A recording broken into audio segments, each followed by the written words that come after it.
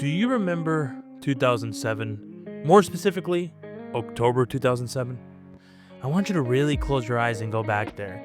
You come home from school, throw your backpack in the corner, and fire up the PS2. For the next 6 hours, you're not a student, you're not an employee, you're not worrying about bills or the future. You're playing as a goddamn Super Saiyan.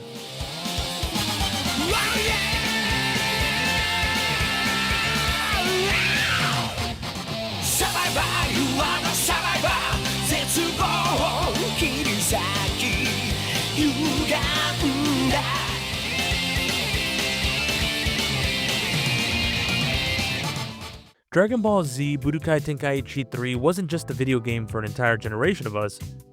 It was a lifestyle. It was the absolute zenith of the arena fighter, a sandbox of chaos where balance didn't matter because the only thing that mattered was the fantasy. It was the feeling of power, the feeling of being a Super Saiyan, or Namekian, or an evil villain that doesn't have to be a Saiyan. You get what I'm trying to get to. For 17 years, we chased that high. We begged Bandai Namco. We pleaded in YouTube comments, Reddit threads, Twitter timelines, or X, whatever you want to go by. Give us Tenkaichi 4, please. We screamed and screamed and screamed, and nobody listened to us. Bring it back. Give us the feeling of being that kid again that we once were when we were playing in 2007. And then, 17 years later, Bandai Namco, almost like if they were Shenron, looked at us and said, "Your wish has been granted until the next summoning." They gave us Dragon Ball Sparking Zero. Before the game came out, the hype was immense. You couldn't go anywhere online without seeing it or being intoxicated by it. Every trailer drop was an event.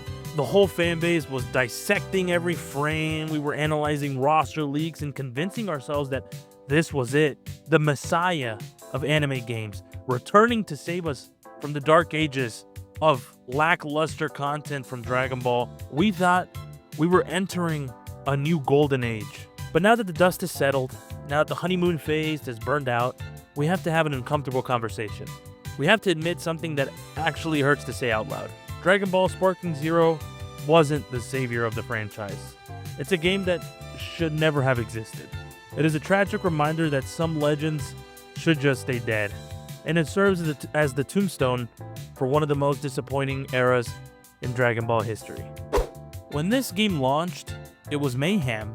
It was a beautiful chaos. We saw 3 million copies sold in 24 hours. Think about that. It beat the likes of Street Fighter 6, it beat Tekken 8. It was shattering records left and right. The hype was real. All Dragon Ball fans reunited and we were all screaming, "We are back!" I was there. You were there. We were all caught up in this huge ball of excitement. But then the smoke cleared, and what were we left with? A 90% player drop in less than a month. 90%. Let that sink in for a second, please. Is it beginning to sink in? How do you lose 90% of the most loyal rabid fan base in gaming history in about 4 weeks? How do you go from 122,000 concurrent players on Steam to struggling to fill a lobby? You can blame it on the nature of fighting games all you want. People say, oh, fighting games always drop off, but not like this. Not Street Fighter, not Tekken. Those games retain a core, healthy audience for many years. Sparking Zero plummeted off a cliff. And the reason isn't just that people got bored, it's because the game pushed them away. Oh, and here's my favorite part, the roster. Before launch, the marketing team touted this massive historic character count. I think they said like 182 characters. They said it was going to be the biggest roster ever. But let's be real for a second. That was a fucking lie. When you actually look at the character select screen, you realize they're counting every single transformation as a separate character slot. Goku isn't one transformation. Goku isn't one character with transformations. You have Goku early, Goku mid, Z mid, Goku end, Goku super, and all their Super Saiyan forms are counted individually to pad these stats. Look, I get it. Tenkaichi did this too, but Sparking Zero leans on it to hide the gaps. Where are all the movie villains that defined our childhoods? Where are the deeper cuts from GT or OG Dragon Ball that gave the old games their charm? Where are all the original Dragon Ball characters, or like the famous ones that were in Budokai Tenkaichi 3? Or some of the Z characters like, I don't know, Pikkon, Bardock Super Saiyan, the Supreme Kais, Apul, King Cold. Wait, King Cold is in there, sorry about that. King Vegeta, the GT characters like Nova Shenron or Super 17 or all the other Shenrons. I hope you understand where I'm getting to. Look, you have 18 versions of Goku and Vegeta, but you're missing like the weird, fun characters that made the game interesting. It made the game sound like it was going to be huge and massive before launch, but once you played it, you realize you're really just fighting the same 3 Saiyans with different transformations. If the roster for you, as it was for me, was a letdown, the single-player content is a tragedy. Dragon Ball games live and die by their solo experience. Most of us don't want to be esports pros. We want to relive the anime, but the episode battle mode here was very underwhelming. It's this crappy like slideshow. Literally, we moved from like fully animated cutscenes in older games to static images with voiceovers. It feels very cheap. It feels low budget. And the gameplay scenarios, they rely on the worst trope in gaming history: artificial difficulty.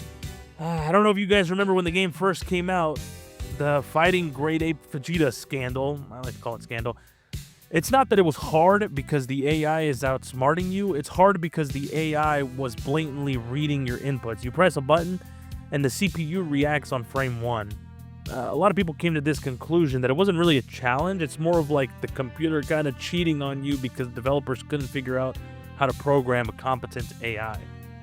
And outside of that, what is there? Custom battle is a cool idea on paper, but the UI is so cumbersome that making anything shareable feels like a chore. There's no Dragon Sim, there's no robust tournament mode that captures the vibe of the World Martial Arts Tournament. There's a distinct lack of stuff to do. You beat the story in a weekend and the game asks you, okay, now go play online. But you don't want to play online, and I'm about to tell you why. The online experience of Sparking Zero is where fun goes to die. We wished for this fun party game, but what we got was a sweat fest of the modern competitive mindset. Today, nobody plays to see the cool explosions anymore. They play to optimize, they play to win. The casual audience, the people who actually keep these games alive, would log into ranked mode and get absolutely obliterated. When the game first came out, you got the very infamous Yajirobe meta, where Yajirobe characters were kind of like, because Yajirobe, I believe, was 1 cost. I don't know why it's blanking my mind. I think he was a 1 or 2 cost character in rank. So he would usually be kind of like the last character, and you just spam sensu beans to heal to full health and then run away for the entire match timer, and then you would win. Or you would even have the people that would go Goku UI with like auto dodge, kind of keeping you in like this unblockable combo loops, the fusion warriors. It was just not a fun time at all. Super Saiyan 4 Gogeta, I believe, was one of my biggest pain in the asses. Is that Dragon Ball? Is that the fantasy? Watching your character get his ass kicked in a corner because you missed 1 tech window opportunity? No. The game punishes you for trying to have fun. If you pick a character you actually like let's say you're just a huge Krillin or TN fan, you are statistically guaranteed to lose against like UI Goku. The power gap combined a player base that treated every match like the EVO Grand Finals. It created a really bad environment that was hostile to 90% of the people who bought the game. So, those people did the only thing they could do. They uninstalled and stopped playing. And what was Bandai Namco's response to the bleeding player count? Silence. And a roadmap that felt like a really bad joke. It was so utterly stupid. The DLC strategy for this game was incredibly tone deaf. We had a game that was hemorrhaging many players, and the content pipeline was slow, painfully slow. We waited months for character packs that felt lackluster. The first DLC wave should have been like this massive injection of hype. It should have brought in the missing movie villains, the fan favorites. Instead, it just felt like scraps. It felt like content that was cut from the base game just to be sold back to us later. And not to mention just how long it took, but you would get crappy character packs, maybe a new map, a new stage. People would play it for 5-10 minutes and then stop playing. How do you expect to retain a player base if they would buy these packs and then just never touch the game again? They didn't plan for longevity, and it clearly shows. But here is the real tragedy, the part that actually hurts me the most. The reason the failure of Sparking Zero stings so much isn't just because the game is flawed, it's because of the context surrounding it. This game was supposed to be like our appetizer. We've been starving Dragon Ball Super anime ended in March of 2018. We've went through a global pandemic. We've seen the rise of AI. The entire world has shifted on its axis since the last time we saw Goku. So we've been kind of like in this limbo, this purgatory for years. And every time we asked, when is Super coming back? We were told, I'm never coming out! soon, or be patient. Don't worry, Sparking Zero is coming. That'll tide you over for a bit. This game had the weight of the entire franchise on its shoulders. It was supposed to be the placeholder. It was supposed to fill the void in our hearts left by the anime's absence. And then, just as the game is dying, just as the player count is crashing, we got the news. The Dragon Ball Super anime was not returning in 2025. It was delayed indefinitely. To me, that news was the final stab in the back. It turned Sparking Zero from a disappointment into a tragedy. We put all our hopes into this basket because it was the only basket we had, and now we were holding a basket full of holes. This brings me back to the core thesis that Sparking Zero was a game that should have never existed.